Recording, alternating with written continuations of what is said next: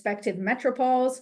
So for instance, from many different parts of Europe, various ports, down to the African coasts, with goods in exchange for enslaved Africans. The second part, the Middle Passage, we see coming across the Atlantic Ocean. And then finally, the third voyage, moving from the Americas to Europe, is where we see the return of slave ships laden with products from the Americas. And so sugar, cotton, tobacco, many, many more products. So this notion and model of the Middle Passage changed throughout the period of transatlantic slavery, most notably with respect to South America and Brazil. And it's very, very interesting for me because, as Glenn mentioned, I did study in Brazil. So I have a dual doctorate from Brazil as well as from the United States. But it changed throughout the period of the transatlantic slave trade. Brazil became the largest importer of enslaved persons across all slave societies. Rather than this quintessential image of the Middle Passage, in Brazil, what we see much more is a more bilateral approach. So for instance, ships traveling across these regions back and forth, which you can see is going to cut out a large amount of a three sort of step voyage. So looking at some research that I did with the Slave Voyages website, I looked at between 1800 and 1801. During this time period, a total of 139 voyages were made under the Portuguese and Brazilian flag. Of these, 82.21% of ships actually sailed directly from Brazil, principally from the ports of Bahia and Rio de Janeiro, north and southeast respectively.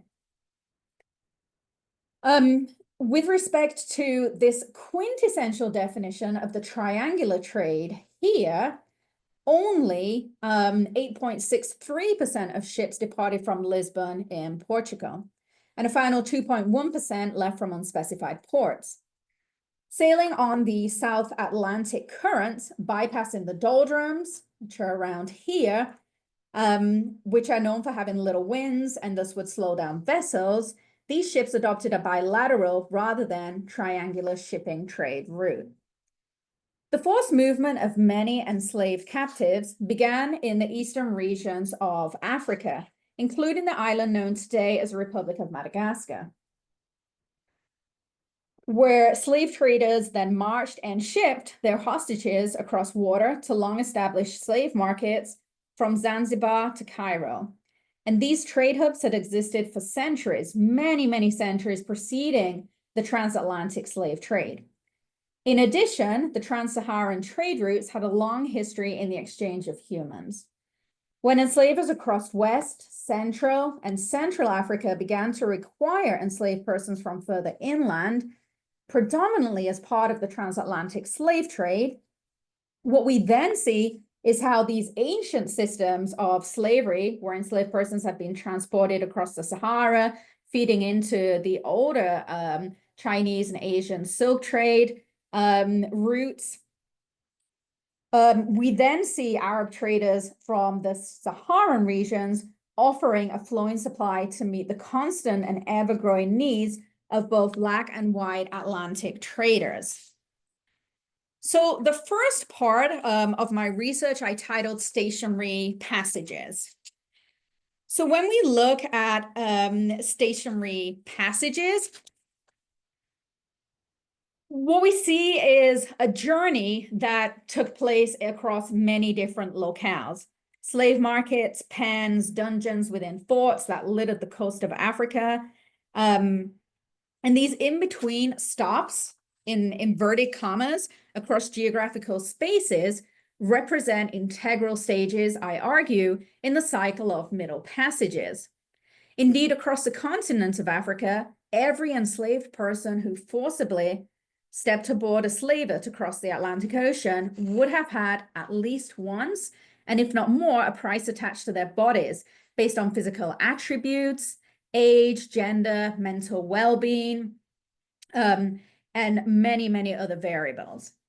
For many enslaved captives, slave pens and markets represented a harsh shock to people's realities as pawns in this global system of dominance and subservience. Here, slaveholders and prospective buyers treated enslaved men, women, and children, many with indifference, to supply these global markets. The stationary passages characterize not only their early days of a life in bondage, but they also reappeared throughout geographical spaces across the Atlantic world. And they brought home the reality of bondage in unthinkable and unforgettable ways. One quintessential feature of slave markets and respective sales was that they both animalized and dehumanized enslaved persons, creating a sharp demographic of the other and otherness. Lithographs, such as the one here that you all can see on the slide, accentuate the physical and phenotypical distinctions between free and captive, most notably in reference to racial disparities, gender, and ages. In this image, Le Marché des Esclaves à Moscou, by the writer and sketcher known only as Laura, illustrated the superiority of Arab traders over the sub-Saharan Africans in Oman, East Africa. Laura presented his viewers with a visual depiction of a bustling slave market. We can see in the left-hand corner here 2 Arab traders who appear to be discussing a child. Judging by the latter's darker skin tone and nakedness, it is evident that a transaction is taking place. We can also see this from the title, Slave Market. To the right are several enslaved women. Another 2 slave traders inspect a woman's upper body, her wrapper stripped to her waist. And the sketch is completed with a couple of Arab traders equipped with batons, and many are further also astride donkeys, driving a couple of naked enslaved men with sticks, which further emphasizes the vulnerability of the enslaved. Arab traders responded to the transatlantic slave trade by providing this constant flow of enslaved sub-Saharan Africans to the slave castles that were awaiting the slave ships. In North America, the Works Progress Administration interviews, which were conducted by Washington, D.C., in the latter part of the 1930s with former enslaved persons, contain great details on slave markets, sales, and holding pens across the United States, as formerly enslaved persons recollected experiences as buyers and sellers frequently tore apart families with acute brutality. Parson Williams recollected in 1937 he's been held in a slave market pen in Baltimore by a wolf. Similarly, Taylor Jackson spoke about his stay in the Trader's Yard in New Orleans.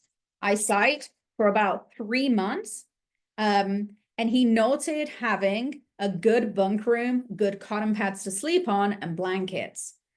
This would not have been the case for others. Their collective experiences were a central feature of enslaved persons' lives under the abhorrent system of bondage. Slave markets led to sale.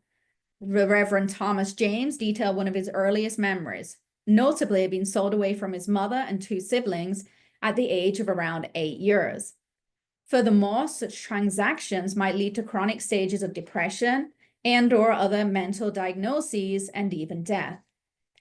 Between the 30th of October, 1838, and the 4th of April, 1839, Elizabeth, although commonly notarized as Lizzie, as you can see here, occurs 5 times on bills and transactions of sale from Virginia to Louisiana.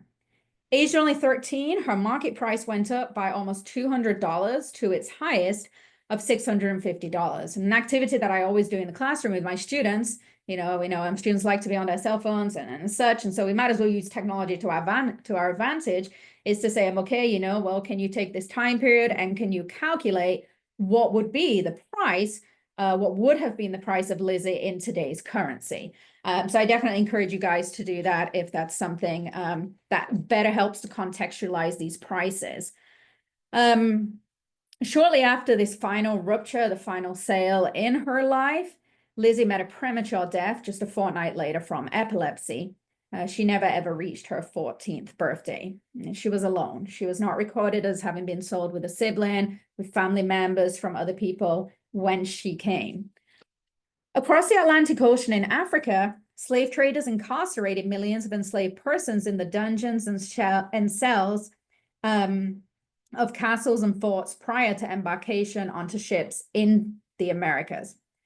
Thomas Foxwell Buxton, a famous abolitionist, described a dialogue in which he detailed an example in the locale of the River Bonny, where, I cite, Juju town contains about 12 barracoons. They are built to contain from 300 to 700 slaves each. And he continued, I have seen from 1,500 to 2,000 slaves at a time belonging to the several vessels that were waiting in the river. Barricaded within these crumbling, damp, and fetid quarters, enslaved Africans fared poorly.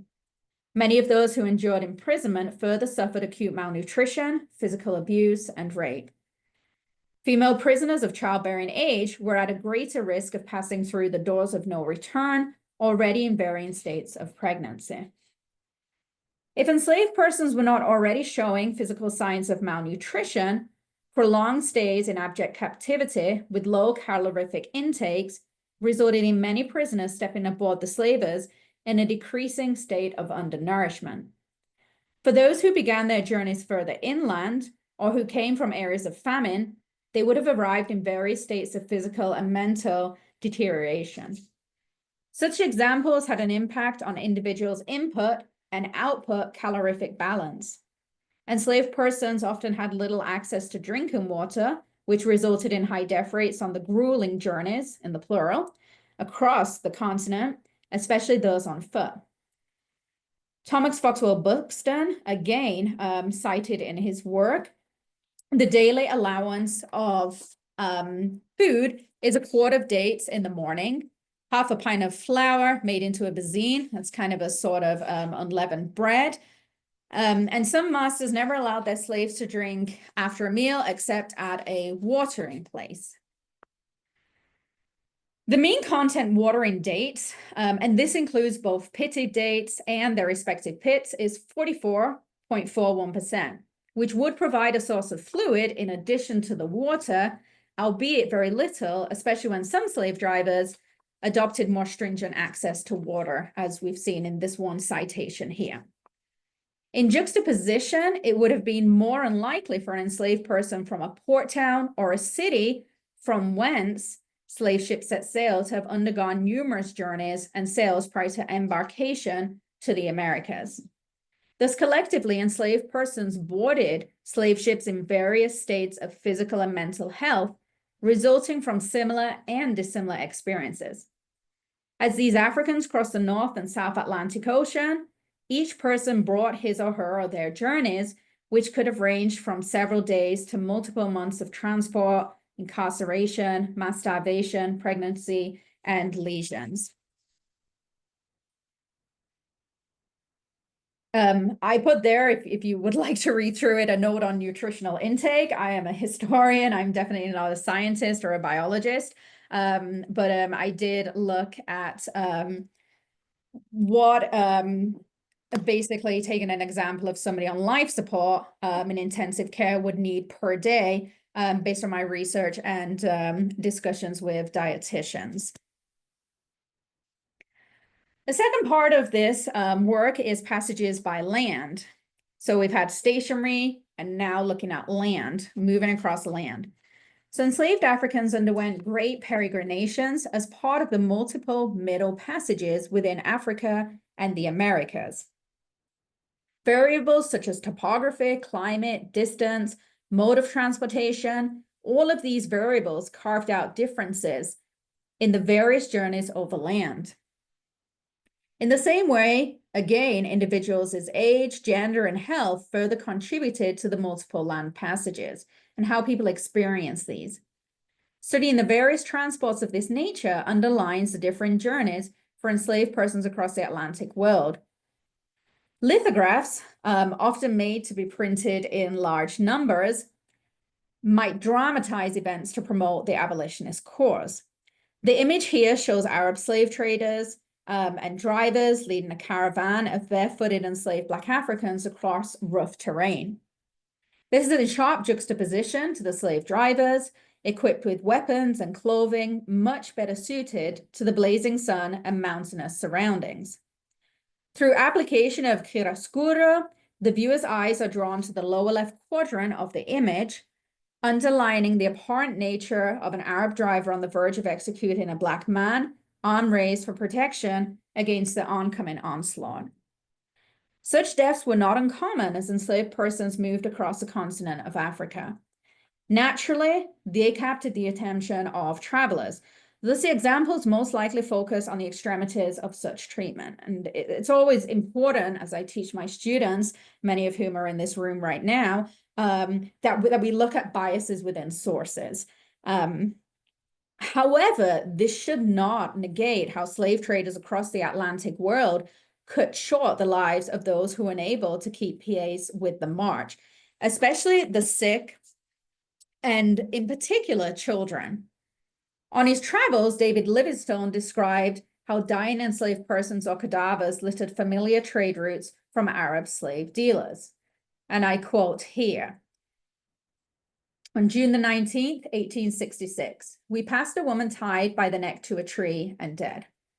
The people of the country explained that she had been unable to keep up with the other slaves in a gang, and her master had determined that she should not become the property of anyone else if she recovered after resting for a time. Enslaved people sometimes traveled side by side with their owners, which became more complex in nature following moves to gradually abolish slavery, especially across the northern states. Indeed, many enslavers moved their entire workforce from the upper South in the United States to the lower South, especially when we start looking at abolitionary movements.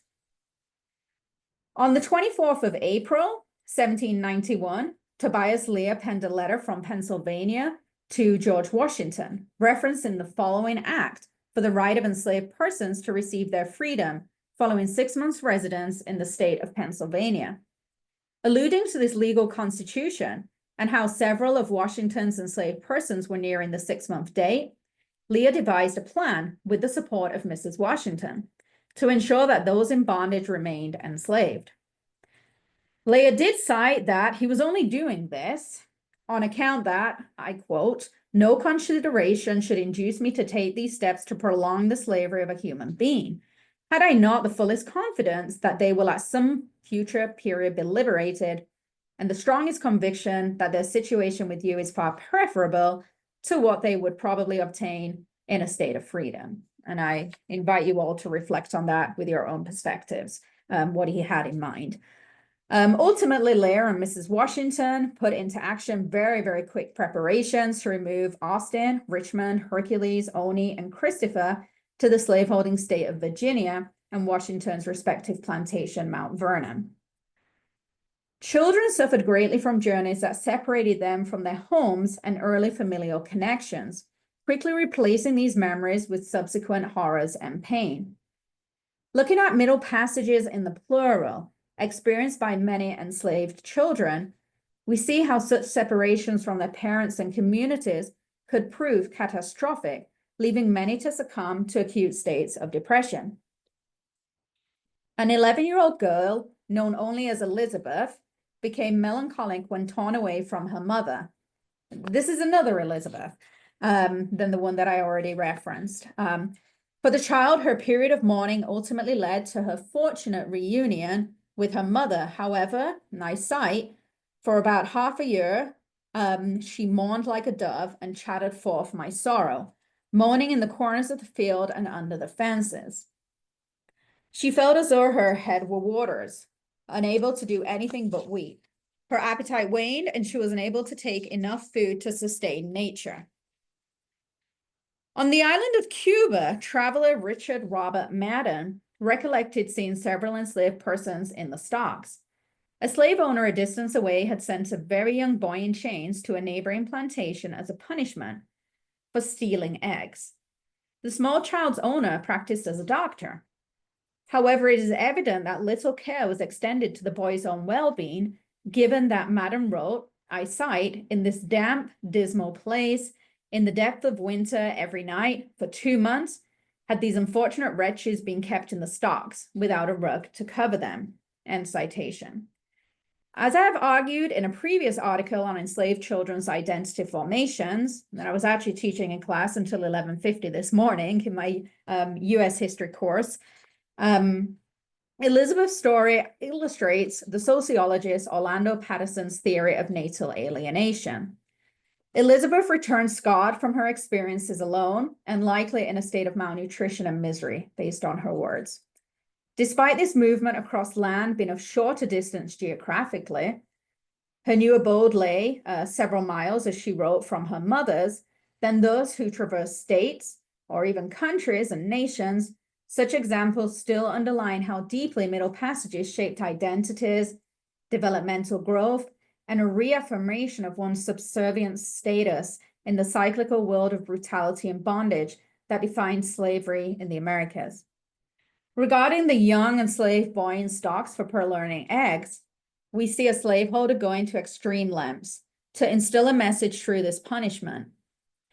Since childhood years are the most formative in psychological development, the slaveholder's decision to send the boy to a neighboring plantation might have been to further inculcate fear into his misdeeds. Further, in creating a greater geographical distance between the child and his home, the correlations between misdeed and separation, one might also argue natal alienation, become clearer. It is in studying these overland journeys of force upon enslaved persons that we begin to see a greater webbing of nodes that connects its people. The sufferings of hunger or exposure to the elements for an enslaved person in an Arab caravan, and that of a small boy in the stocks on the island of Cuba shivering through the nights, illustrate the importance of analyzing these journeys as collective Middle Passages. So now I want to look at the third and concluding part of my research, which is entitled Passages Across Water. The transatlantic slave trade was a succession of movements in constant flux across the Atlantic world. However, the harrowing term, the Middle Passage, singular, immediately contextualizes a transoceanic crossing from Africa to the Americas. And I definitely want to encourage people just to think, before having listened to this paper or even read the title, what might have come to mind with the term Middle Passage.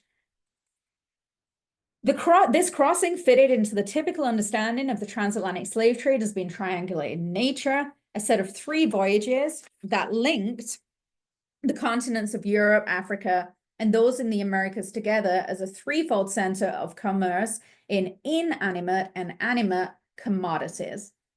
Further, in the context of the historical usage of the term the Middle Passage, this places greater emphasis on the North Atlantic trade rather than the South Atlantic trade, and when I made reference to Brazil. For many, stepping foot onto a river vessel directly led to larger slave ships meant that a lot of people's feet did not touch dry land for many months. Passages across water throughout the continent of Africa similarly gave rise to harrowing experiences for enslaved people. And, as with journeys by land, of course, posed more threats to health and life. A slave ship surgeon, Alexander Falconbridge, remarked on the great number of enslaved persons who took their last breaths crammed into the bottoms of canoes with limited space. I cite, they are besides much exposed to the violent rains which frequently fall here, being covered only with mats that afford but a slight defense. And as there is usually water at the bottom of the canoes from their leaking, they are scarcely ever dry. Captains were known to make several trips along the African littoral to fill up their ships' holds with as many enslaved persons as possible, quickly extending prisoners' time aboard and often under deck. In poor slaving seasons, enslaved persons might spend weeks to months under the hatches before ships set their bows westward toward the Americas. Anchors raised, enslaved people might spend up to or more than 2 months at sea, often unable to see the light of day for weeks. Typically, in the South Atlantic, ships rode the waves with greater alacrity than their North American counterparts, which further shaped the experiences of those aboard. The slave ship captain turned abolitionist and then ministry man, John Newton, the author of Amazing Grace, wrote that ships arriving in the West Indies would spend anything from 5, 4, 6 weeks, or at a longer time at sea, which depends much upon the time that passes before they can get into the permanent trade winds that blow from the northeast and east across the Atlantic. The renowned British abolitionist Thomas Clarkson employed the distressing image of the vessel, the Brooks, that you can see here on the slide, as a tool in the battle to end the British slave trade. The infamous image, drawn to scale and printed en masse, reached audiences of all classes. The focus on imagery encouraged illiterate viewers to visualize the horrible conditions that led to a spoonful of sugary fruit jam or a cube of sugar in a cup of tea with cream. Clarkson wrote of the Brooks' success as an abolitionary campaign. The vessel was now restricted to 450 slaves, whereas it was proved that she carried 609 in a former voyage. Once in the Americas, traders and slaveholders shunted enslaved persons across continents, countries, islands, and states. Global events, for instance, the Saint-Domingue Revolution, led to greater numbers of Africans in bondage, relocating to neighboring Caribbean islands, many of whom would continue to Louisiana, most notably the city of New Orleans, where the French and Creole languages and cultures played a role. Employing the Intra-American Slave Trade Database, 37 slave ships set sail under the French flag between the years of conflict on the island of Saint-Domingue, between 1791 and 1804. From this number, 9 ships have unrecorded ports of embarkation and arrival. But we do know that for 10 vessels out of a total of 28, which did leave Saint-Domingue for neighboring Caribbean islands, while it only was a small percentage of ships that fled the island under siege, enslaved persons would have also traveled incognito or undercover during nights on Spanish crafts, and slaveholders, afraid of losing their chattel property, further escaped the island on non-slaving ships. So a lot of the time during this, during the Saint-Domingue Revolution, and even after the revolution, when slavery had been abolished on the island, a lot of people were re-enslaved illegally, and they were passed as free people as slaveholders traveled on non-slaving ships to different islands and then onward to New Orleans. So when states started to abolish slavery in the United States, there were both free and slave states, in addition to territories that were initially undesignated with reference to the presence of slavery. And of course, I'm in Missouri, so I have to use this example. So I'm sure many of you know what's coming. But an infamous example is that of Dred Scott and the subsequent case Scott versus Stanford in 1857. Fighting for his freedom after having lived in the state of Illinois and the Wisconsin Territory with his slaveholder, a man of the military, the Supreme Court rejected the case ruling in favor of Scott's owner, James Emerson of Missouri, a slave state. Unfortunately for Scott, his battles to secure liberation proved in vain.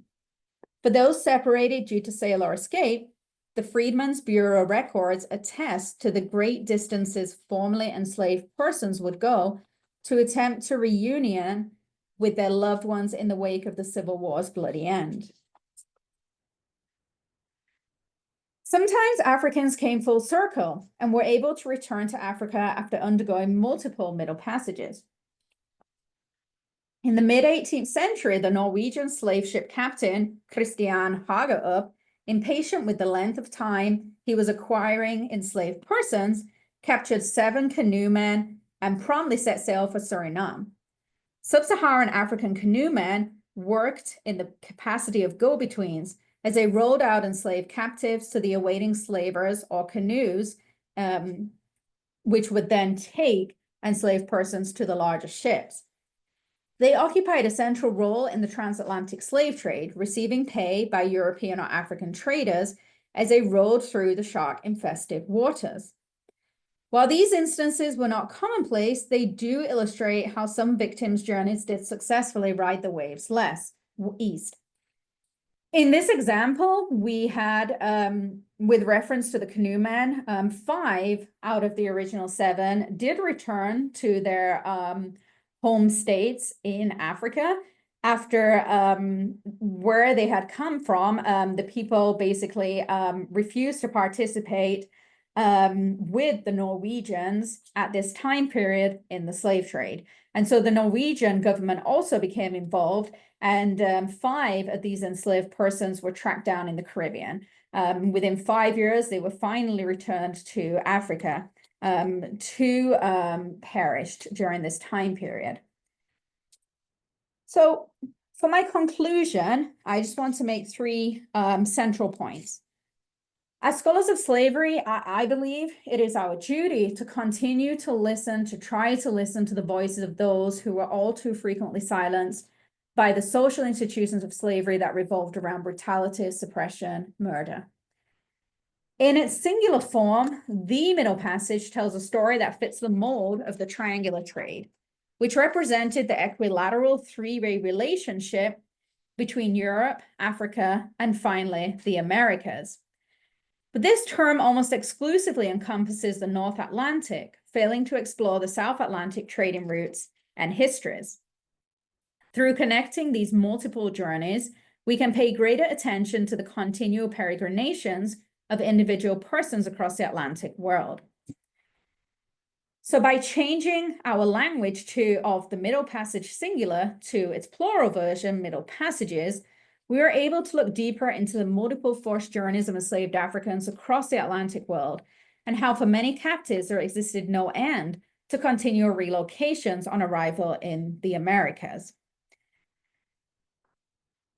And as I conclude, some people, and every person, this is really important when we're teaching this, and I'm happy to talk about it more. You know, I use numbers, but for me, what is really important is rather than telling my students X number of enslaved persons were shipped across the Atlantic Ocean, over 12 million, we hear that number, students might write it down because they think it's on an exam. That's not what I want. I want my students to try as much as they can, my colleagues, myself, that each of these people, each of this number represented somebody with dreams, with maybe family members, with a favorite animal, a favorite pet, a favorite pastime, and such, just as we have today. Humans have shared these things throughout history. Everybody had a dream, everybody had a soul, and how they never reached, many people never reached one final destination. So thank you for my time, for your time. And I very much look forward to questions and discussion and thoughts moving forward in my research. So thank you. Yeah, thank you very much. So we have some time for questions. We can take questions online if you want to raise your hand. We can take questions in order, and if there are questions in the room. Maybe I'll start us off while people are gathering their thoughts. I was interested to know if you could say a bit more, maybe if you think you've said it, maybe just to restate it, about what might be some of the qualitative differences in experience that you could see. So the multiple passage, or the middle passages, that I buy that and I understand that. So then what does it, how do we rethink, are there clearly there'll be qualitative differences between land journeys and water journeys, and you made that point, but between the North Atlantic and South Atlantic, do you have anything? Of course, the volume seems to have been bigger in the South Atlantic, as you had the arrows representing the volume of movement, but do you have any other insights that you would say regarding potentially qualitative differences in those two aspects of these multiple passages? Absolutely. And I'm going to stress, I made that argument, as you see, and as you correctly noted in this talk. It's something that I want to take further. So I'm really, really glad that you asked that question. I feel that in itself would be a separate piece of research, a separate article, or as I'm working on turning this into a book, definitely a separate chapter. When I'm looking at these numbers, they especially change as you see the abolition or respective abolitions of the transatlantic slave trade taking place in France, England, 1807, the United States, 1808. We still have illegal trips coming through. You will know that one of those citations came from 1866. And so, you know, the abolition of the slave trade across European countries had stopped or was stopping in that year, right? Puerto Rico continues pretty late, Brazil and Cuba. What we still see, however, is these movements going across. I think to take my research a step further, and I will know, I'm not sure how that is right now, because the Slave Voyages database just lost their funding. And so that database that has been growing, I'm hoping it will still be available to everybody, and the research will be as it is right now, but we won't see the deeper information going into that. So it's always changing.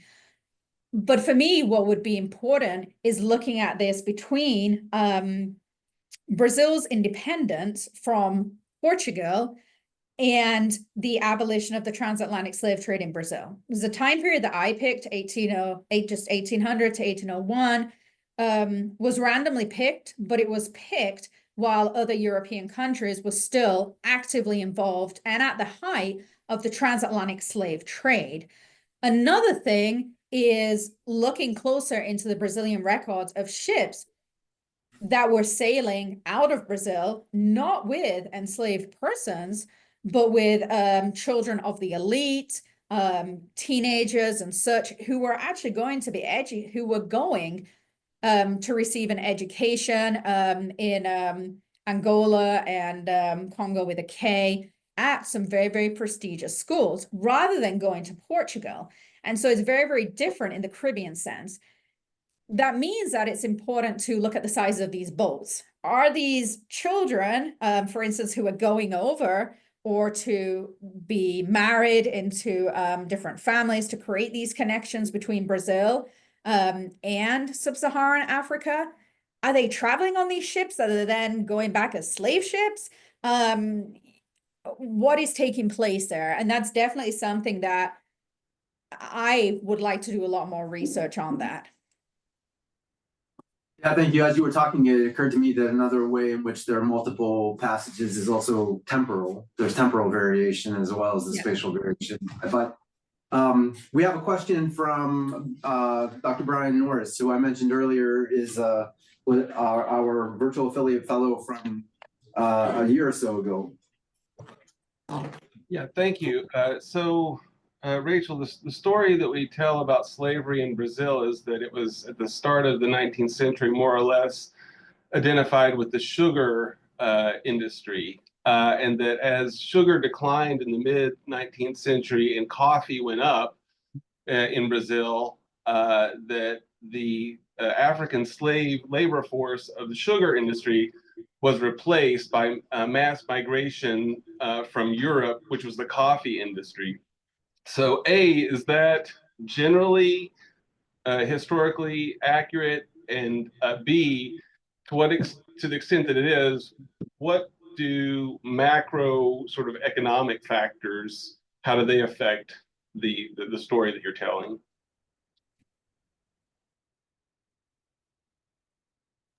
My apologies, I was muted. With respect to movement from Europe, we also have movement from Asia. A lot of workers came in, depending on the island where people came to, or the country. Word used would be coolie laborers, indentured servants as well might be a word that has also been applied.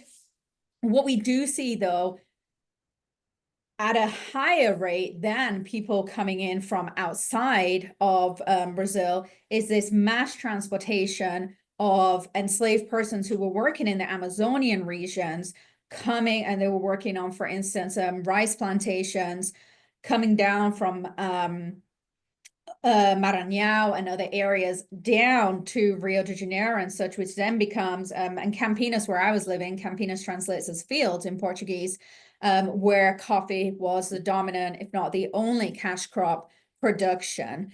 And Joyce Oliveira is currently producing or is working on a book publication that looks at these archival records of the people who were brought down the riverway systems and then brought down on trains as well, as Brazil becomes part of the second slavery. And one concept of the second slavery is attached to advancing technology, and in this sense, the steam train and the steamboats. And Brazil really begins to expand in steam trains in particular. But I will say, with what Dr. Adams said, I had not looked at temporal journeys. All of my students in some of my courses, they read an article called Scales. It's quite an old article now, but it talks about geographical scales and temporal scales. And I'm just, thank you so much, because temporal scales just did not come to my head when I was working on this, because I do move around different time periods, and that would also help a lot more with breaking down, if I can get that quantitative data in breaking down some of these different time periods.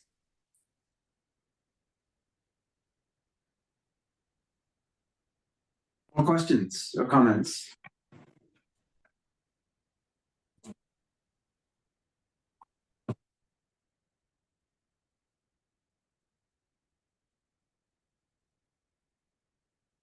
How did you determine, you said you came up with the 1800 to 1801 year randomly, that time period? I mean, truly random, or just kind of like how my kids use random?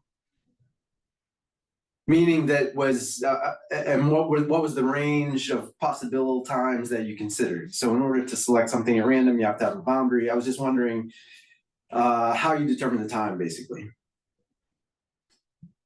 Also muted again. Thank you. It's another really important question. In this example, I picked 1800 to 1801 rather randomly. I wanted to pick a time period when, and the Slave Voyages database has a really good interactive map as a graph, which really shows the height, where you have a lot of European countries participating in the transatlantic slave trade. And so using that, but also I didn't want to hit any time that was after really 1807, because then the British really were putting pressure on other countries and nations. And I did not want to pick anything that fell in between the time period of the Napoleonic Wars, and especially when Napoleon stormed on Lisbon, and the royal family, the Portuguese royal family, literally, sailed this court of many thousands of people down to Salvador, and then down to Rio de Janeiro. And so I didn't want something during that time period, which is the latter part of the first decade of the 1800s, and then which lasts for around 19 to 20 years. And so in that respect, I picked that year. Now, if I'd have picked a year when we see predominantly the Portuguese and the Spanish traders involved in the transatlantic slave trade, so looking really early 1600s, I would have had different results as well. But I noted that down in my notes because it's a really important question. And I do think that this is where I can take the research further and begin to expand it out of what it is right now.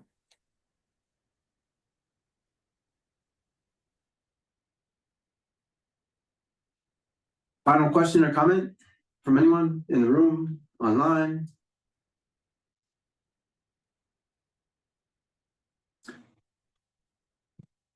Well, if not, then thank you again for joining us for the colloquium, and I welcome everyone to consider attending the graduate research workshop. Again, the date for that is April 24th, Thursday, April 24th, and then the Global Africa Conference following it on April 25th and 26th. And I will say on behalf of myself and Dr. Norris, we are very, very much looking forward to welcoming you all to Jefferson City. I'm new here, so I'm sure that I will learn a lot more new things as well about the city, and welcoming you here, and you know, having things open to our students as well, who'll be really able to get involved on this academic level. So I'm very much looking forward to continuing to work with you all. And yeah, thank you for giving me this space and opportunity. Yeah, our pleasure. Good day, everyone. Thank you.